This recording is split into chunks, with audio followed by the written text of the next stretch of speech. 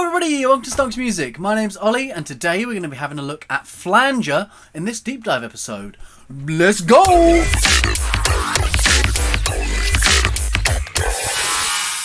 Here we are back at the manual, let's jump straight into it. Flanger uses two parallel time-modulated delays to create flanging effects. Flanger's delays can be adjusted with the delay time control. The feedback control sends part of the output signal back through the device's input, while the polarity switch, plus or minus, sets the polarity. Delay time and feedback can be changed simultaneously using the effect's XY controller. Periodic control of delay time is possible using the envelope section. You can increase or decrease the envelope amount or invert its shape with negative values, and then use the attack and release controls to define the envelope's shape. Flanger contains two LFOs to modulate delay time for the left and right stereo channels. The LFOs have 6 possible waveform shapes: sine, square, triangle, sawtooth up, sawtooth down, and random. The extent of the LFO influence on the delays is set with the amount control. LFO speed is controlled with the rate control, which can be set in terms of hertz. Rate can also be synced to the song tempo and set in meter subdivisions, for example 16th notes. The phase control lends the sound stereo movement by setting the LFOs to run at the same frequency, but offsetting their waveforms relative to each other. Set this to 180 degrees and the LFOs will be perfectly out of phase, 180 degrees apart, so that when one reaches its peak, the other is at its minimum. Spin detunes the two LFO speeds relative to each other. Each delay is modulated at a different frequency as determined by the spin amount. Adjusting the high pass control will cut low frequencies from the delayed signal. The dry-wet control adjusts the balance between the process signal and the dry signals. Set it to 100% if using Flanger in a return track. High quality mode can be toggled on or off via the right-click PC, control-click Mac context menu. Enabling high quality results in a brighter sound, but there's a very slight increase in CPU usage. Right, that's the Flanger effect. Let's jump into Ableton and see what we can do. Right, so here we are in Ableton. I suppose we should start with a big old bass sound. That's what I use a lot of the Flanger for. I use it to help get some of that high-end crisp and movement. So I'm going to jump into Operator and just do a bit of random FM in my normal stylings. Let's come to... I quite like this one. Knock you up, knock you up, knock you up a bit, knock you up a bit. Bit of this, bit of that, bit of this. Bit of that, some of these, some of them, and some of these. Perfect. So we have a bass sound now. It's quite a dry, slap down the middle sound.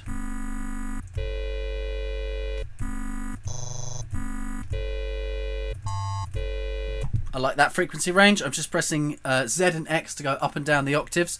When you go too low, it does this kind of weird cool thing.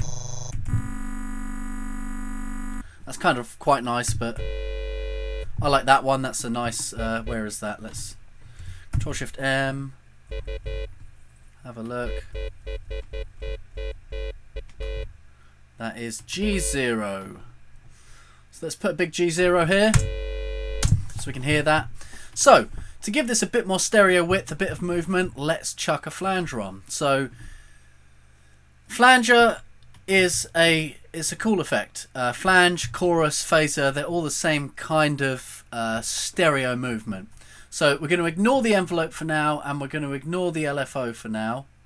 Let's turn that all the way down.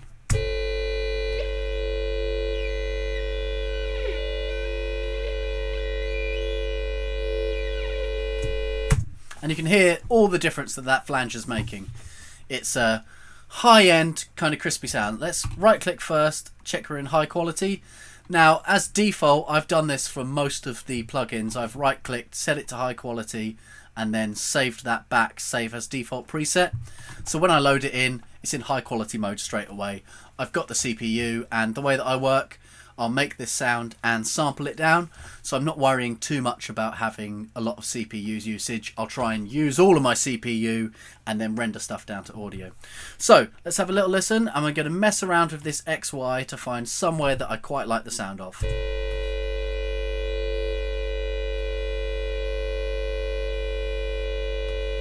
So that's quite nice. Let's listen to before and after.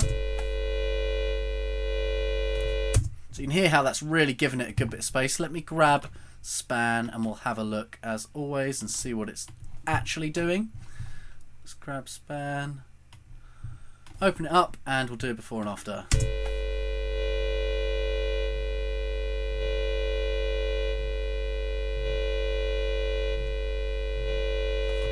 I mean, it just really looks like it's boosting the volume, if anything else. So let's turn the LFO up, and now this is going to move it around a bit more, and this is what really gives us that stereo width. So let's have a listen.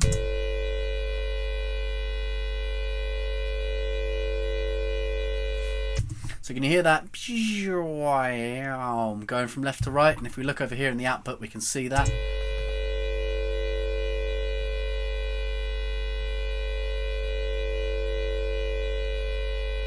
And we can see also here in the correlation meter where it's going from slap bang mono, coming up and coming back. So because we have a slow rate, you can see that rate being shown here in the correlation meter.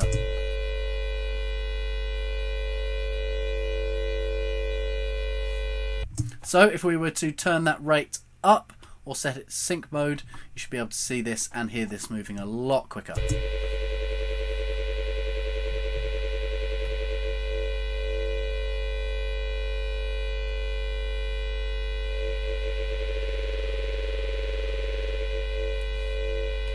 So it's about finding that balance. I think there's very few occasions where a flanger that fast will actually sound good. So usually you're going to want it in the middle, slightly to the other side to give you some of that movement. The high pass here is also quite important for listening to what is actually being flung around. So if we take that all the way down to 200, you can hear all of our sub bass stays in there. Before with that at 100, you can hear that that sub bass is nowhere near as powerful.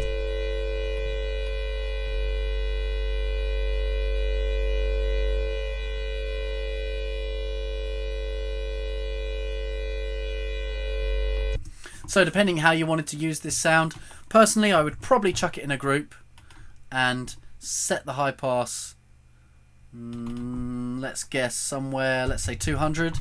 And let me Control R, rename that to flange, and create a new chain and rename that to dry.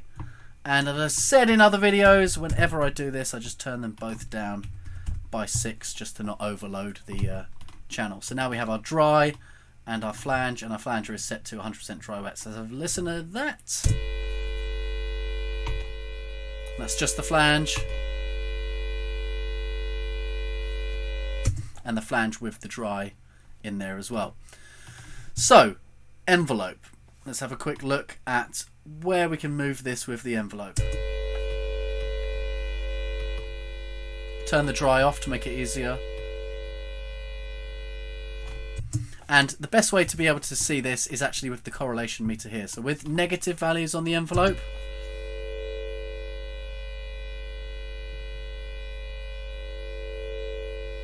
and with a positive value,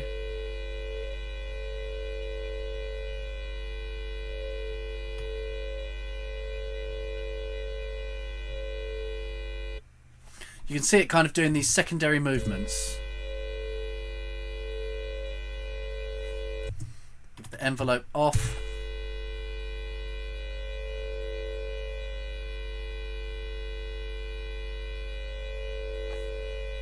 just see it doing that slow rate. I'll turn the envelope up again and you can see it does this kind of secondary movement. Secondary, it's the envelope movement, right?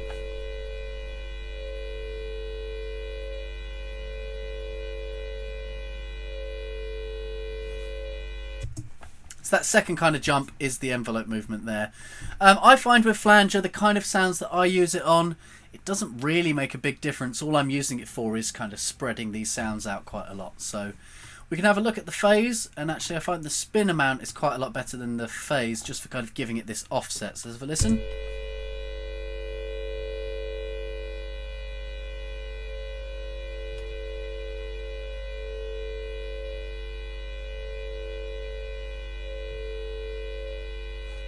And here it's kind of, now it's doing this roam, roam, rather than just the roam. And they're the kind of things I really like for doing these big kind of nasty neuro basses. And I would bounce this to audio, and then I'd kind of accentuate them with some other filter movements. And you can see the frequency, it doesn't change too much. What it's really changing is the position in the spectral field.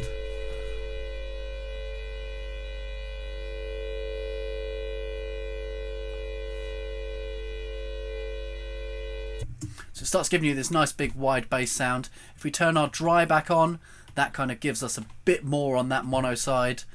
Bearing in mind we do want these basses to be mono, or at least mono compatible with some wide highs. So another trick that I'd be doing in this case would be putting a utility and mono the bass as high up as 500. Sometimes I do have another plugin, but it was bridged, that was a bass monoer, which I used to mono up to about 700. The idea really is just you want your highs to be wide and your lows to be mono. So let's have a quick look at the correlation meter now, monoing everything under 500.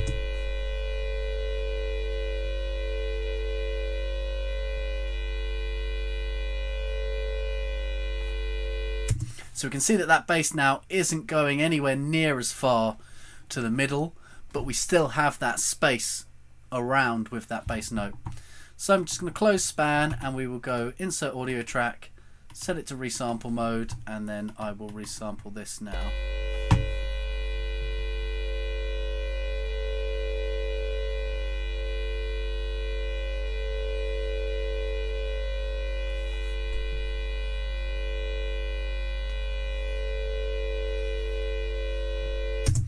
And you might be thinking, why am I resampling such a long note? That's so I can then chuck it back into a sampler or a simpler or whatever it is you want to use. Come on. I prefer a sampler because it allows me to do more FM. So that note was a G. So we've got to make sure we come into here and we mark that as a G0. Let's come down. G0, there we go. So now if we play this MIDI note,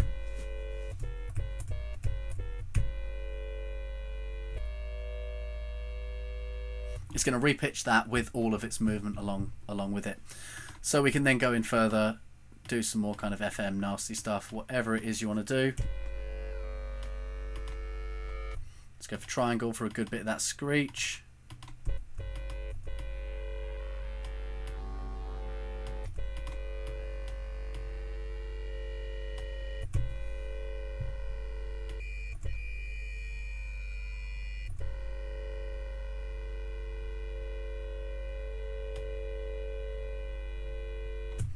And that's one of the ways I go to create movement with a flanger.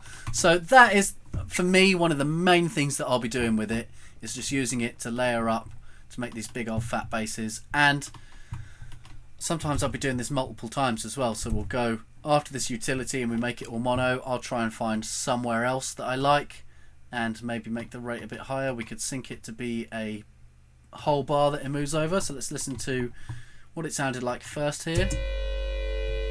And then with the second flanger on, we can try and find another place, get a bit more of that movement.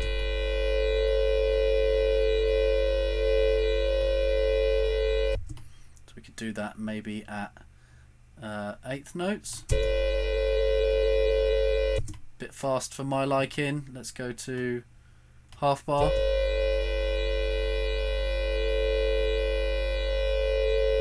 And then you could follow that up with something like an auto filter and a max LFO, audio effects, LFO, and we will flip that to be a high pass, map it to the frequency and set it to the same thing. So we'll do and then we'll go half. So now you have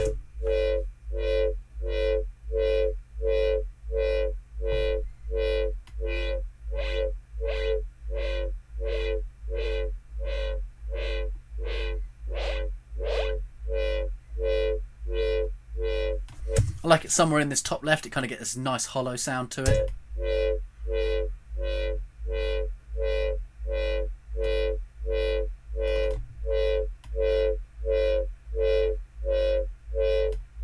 Somewhere up there is quite nice. And again, you can adjust how much this is opening or closing.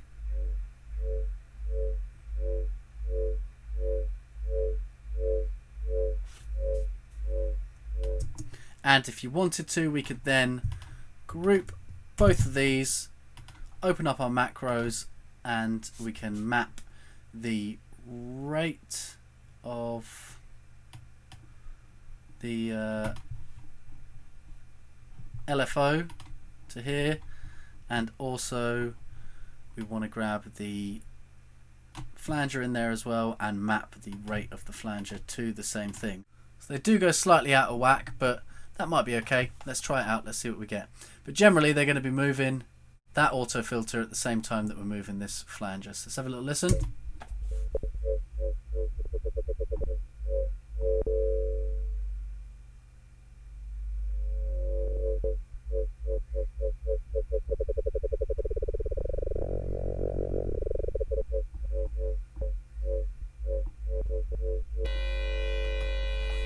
Oh, I'll loop this one.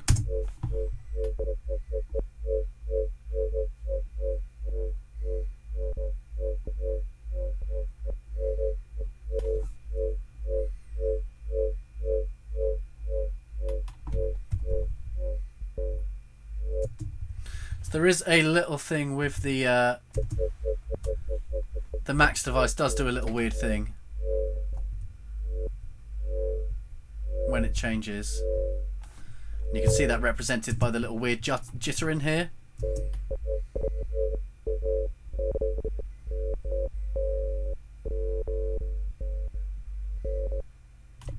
That changes its position. Maybe with this 100% it won't be as noticeable, but maybe it will.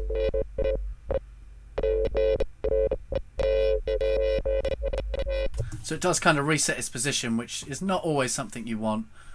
Maybe smoothing that would help.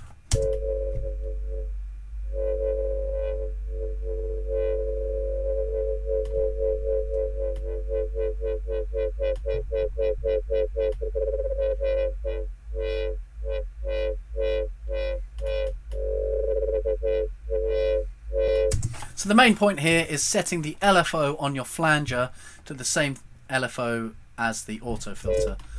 I'm just going to duplicate this so you have both versions here to look at. So I'm going to delete this one. Oh no, I'll keep it the other way around. I'll delete that on the first time round. Delete. I'll move this over here, move this over there, and I'm going to write a quick bit of automation in for this one. And I'm just going to press B and go blah, blah, blah. That's not what I wanted at all. Let's turn that off and then go blah.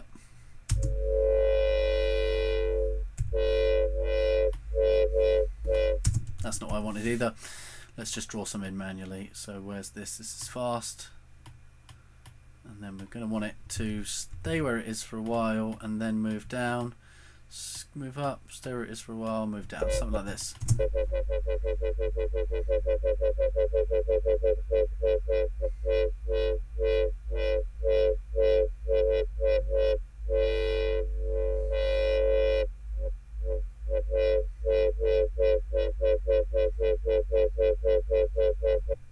So with that flanger off, let's just have a listen and hear. It's just going to be like putting an LFO over our initial sound.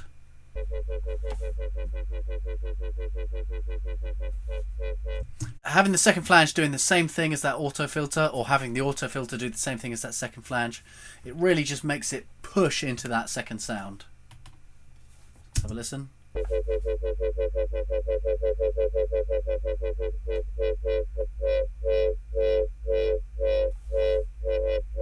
And like I say, that top left, it's got kind of a nice hollowness. We can move that to try and find somewhere else if we'd like.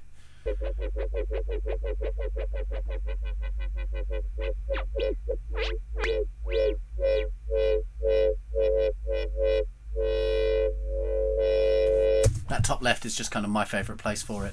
So that's a lot of the bass stuff that I'd be doing with flange. One of the other things we can do, let's come in and just grab one of my drum beats quick. I'm reluctant to use any of the other breaks and stuff that I have for copyright, or I don't know what sample packs I've got them from or whatever, so I'm just going to use some of the ones that I've kind of already processed a bit. They're not the best, but they're the ones that I use and I recut up. So let's imagine we've got this here. Let me turn my grid back on, 1 bar. So we got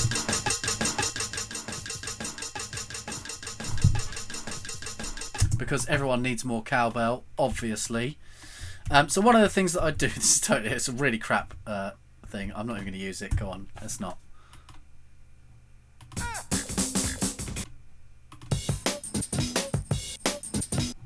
Cool. How's this one? A little kind of glitchy garage feel.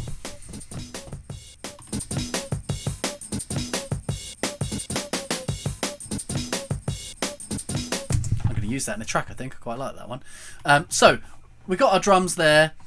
Flange is just another way that's kind of nice to either do at the end of a bar, so we can turn the dry wet all the way off, so it'll just be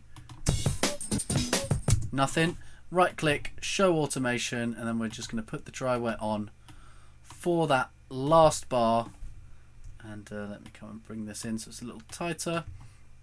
So it's just coming up for that last bar, and then we can, let's just have a listen to that first, and then we'll move to where we like it and set our rate after that.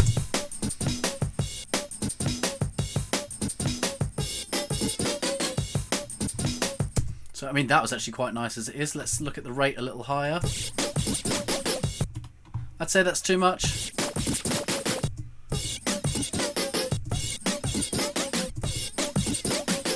And then we could actually sync this up if you want it a bit better, and then we could do it to a bar, which is what it's doing. Maybe 2 bars. Whoop, where are we?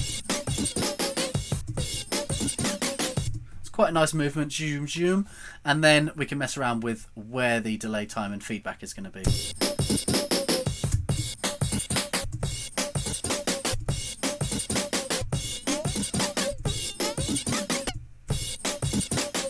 So opposite to the bass I like that in the top left, the drums I quite like in the top right. So we've got a faster delay time, and being at the top just gives it more feedback, and we always like more feedback, so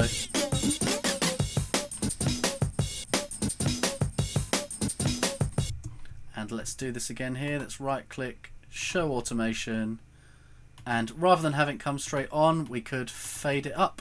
Try that one again. From here, fade it up. So maybe it should fade in a little quicker, and maybe fade out at the end.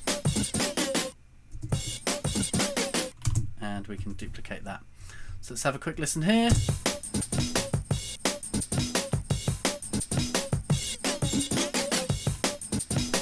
I'd say that's a bit much, really. We could probably pull that dry wet down a little bit.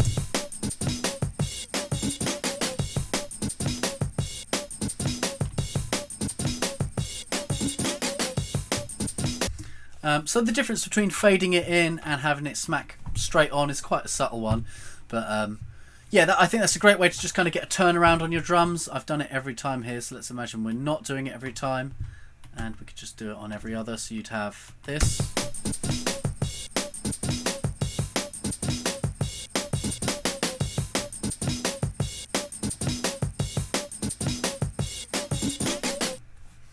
It's just that kind of nice extra added layer. Gives you some variation without having to write another drum beat or write a little fill in there. So that's quite a nice one. It also works quite nicely for a whole another section. So if you imagine that, let's take this here, and this section is going to fade out into another section or transition into a different section. So let's get our drums, and we'll go from, let's just half them and go to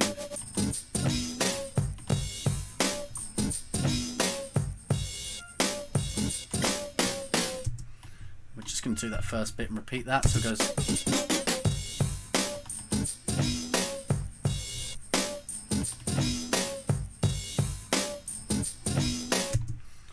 So this could be some breakdown section or something like that. I don't really know. Just chucking things around, really. So let's delete that automation, and we'll have the dry wet on straight away. Let's have it at 80%, and we'll try and figure out somewhere that sounds nice for this section too.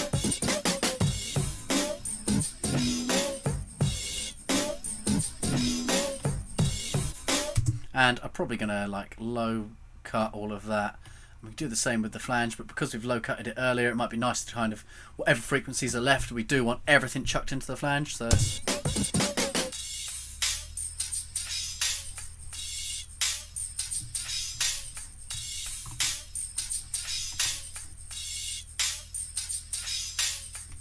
it does make them a bit thinner and it spreads them out. So it's kind of, that's one that I'd use in a build-up section or in a breakdown section to keep the beat going, but without having it such a kind of explicit, hard-hitting beat. I've halved it. You don't have to half it. We could go back to what it was. Just duplicate all that. So you got like...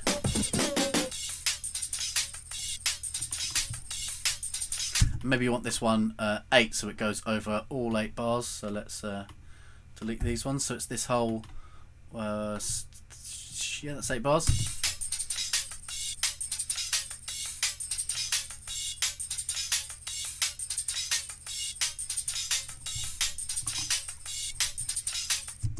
Then maybe there you might want to come to that dry wet and have the dry wet disappear in, and also get your frequency to go down there, and then we come back to our main beat.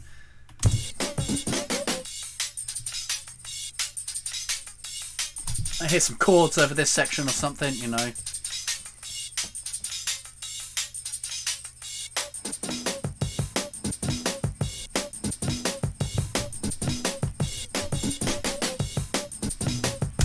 So they're kind of the two main reasons that I use Flanger, or Flanger, Flanger.